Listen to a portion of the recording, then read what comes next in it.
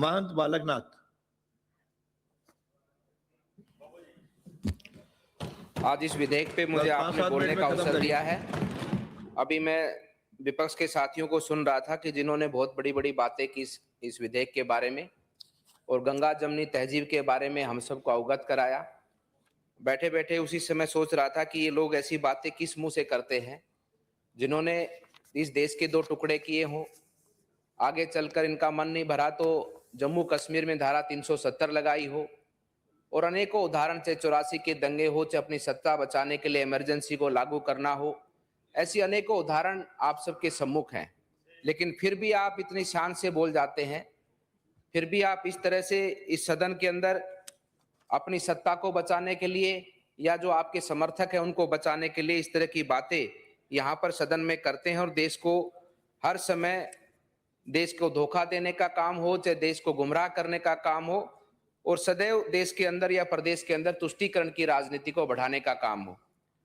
ये देश भी जानता है, प्रदेश भी जानता है। अभी कुछ समय 2 साल पहले आपकी सत्ता थी, आज बीजेपी की सरकार है।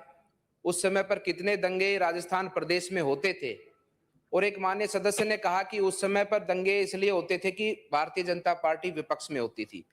ये आपकी सरकार थी उस समय पर, आपने ही उन मामलों की सभी की जांचें भी की हैं और एक एक मामले की जांच आप रख भी सकते हैं। आज उस समय पर आपने क्या किया था, उन दंगों के पीछे कौन लोग थे वो आप भी जानते हैं। उनका आज भी उनके ऊपर मुकदमे चल रहे हैं, लेकिन उन पर जो प्रभावी कार्रवाई होनी चाहिए थी वो कार्रवाई आज तक नहीं हुई।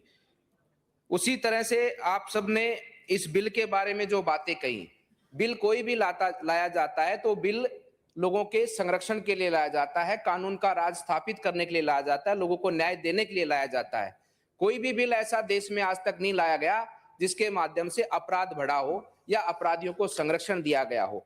इस बिल के माध्यम से भी वो डिस्टर्ब जो क्षेत्र हैं उनमें रहने वाले जो पीड़ित परिवार हैं, जो दुखी परिवार हैं, जो वहां पर शोषित हैं, जो पीड़ित हैं, जो अत्याचारों से ग्रस्त होते हैं और जिन पर दबाव बनता है कि जो वहां पर मजबूरन वहां से पलायन कर जाए, उनके संरक्षण के लिए बिल लाया गया है। इस बिल के माध्यम से किसी को विस्थापित करने का कोई प्रावधान नहीं है, स्थापित करने का प्रावधान इस बिल के माध्यम से। इस बिल की मूल भावना ही यही है कि जो वहां पर लोग रहते हैं उनको विस्थापित रखा जाए, उनका संरक्षण रखा जाए और उनको समय पर जब सरकार की आवश्यकता पड़े तो उनको वो सरकार के माध्यम से, सरकार के प्रजातंत्र के माध्यम से उनको वो शक्तियां प्रदान कर कर उनको कोई भी परेशान कर कर बाहर ना निकाल सके। इस प्रकार का प्रावधान और इस प्रकार की ताकत इस बिल के माध्यम से उन लोगों को मिलने वाली है।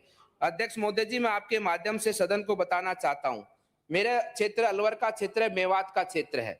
उस मेवात के क्षेत्र के अंदर ये विपक्ष के लोग जितने भी आज जहां इन लोगों ने जो भाषण दिया है, 1-2 मान्य सदस्य तो मेरे पड़ोस के क्षेत्र से भी आते हैं, आप सब लोग आइए वहां पर, एक एक गांव का सर्वे करिए, उस गांव में रहिए, पता लगाइए कि आज से 15 साल पहले वहां पर वोटर लिस्ट में कितने हिंदुओं के नाम थे और आज वर्तमान में वहां पर कितने हिंदुओं के परिवार रहते हैं। आपकी आंखों के चश्मे उतर जाएंगे, आपको पता लग जाएगा कि धरातल पर वहां पर क्या हो रहा है। अभी 2011 की घटना हुई वहां पर पीछे जब कांग्रेस की शासन थी, हुसेपुर गांव है तिजारा के अंदर, वहां पर हमारे शेड्यूल कास्ट के लोगों के 50 परिवारों को रातों रात वहां पर अपना गांव छोड़कर भागना पड़ा। आप लोगों ने उनको बसाने का काम नहीं किया, आज भारतीय जनता पार्टी उनको वापस बसाने का काम कर रही है। आप जम्मू कश्मीर की घटना को भूल गए हैं, जहां पर जम्मू कश्मीर के अंदर आपके ही रहते हुए इस देश के अंदर वहां पर कश्मीरी पंडितों को पलायन होने पर रातों रात मजबूरन होना पड़ा और आज भारतीय जनता पार्टी की नरेंद्र मोदी जी की सरकार आई है तो आज वापस से कश्मीरी पंडित वहां पर अपनी शान से रहने को वहां पर कश्मीर के अंदर पहुंचा है, उसको सम्मान मिला है। आपकी सरकार रहते हुए आप भूल चुके हैं कि धारा 370 के माध्यम से जो आपने देश का टुकड़ा करने का जो आपने प्रयास रचा, उस प्रयास में जब आप सफल होते गए, वहां पर दिन रात दंगे आगे बढ़ते गए, जब धारा 370 टूटी और आज आप देख सकते हैं कि जम्मू कश्मीर के अंदर ना तो कोई पत्थरबाजी है, ना किसी प्रकार की अशांति है, सब लोग मिलजुल कर वहां पर रहते हैं।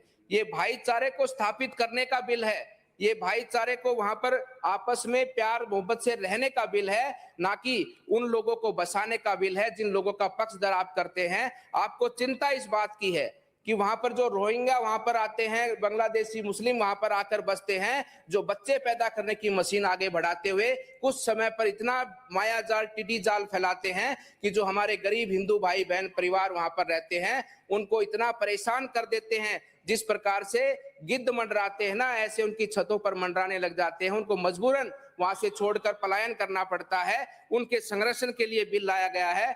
मैं तो माननीय अध्यक्ष जी आपको धन्यवाद देता हूं।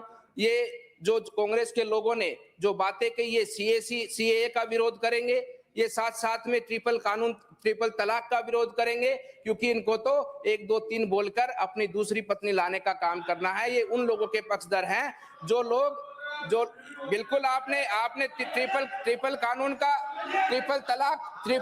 का आपने पक्ष किया।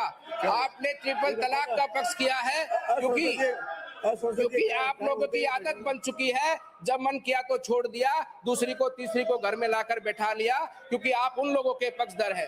आपने सीएए का विरोध किया, जो हमारे हिंदू भाई बहन पाकिस्तान में, अफगानिस्तान में, बांग्लादेश में जो वहां पर पलायन को मजबूर हैं, ये देश उनका घर है, ये देश उनकी, ये संस्कृति उनका घर है, उनको ये देश बसाना चाहता है। आपने उनका विरोध किया।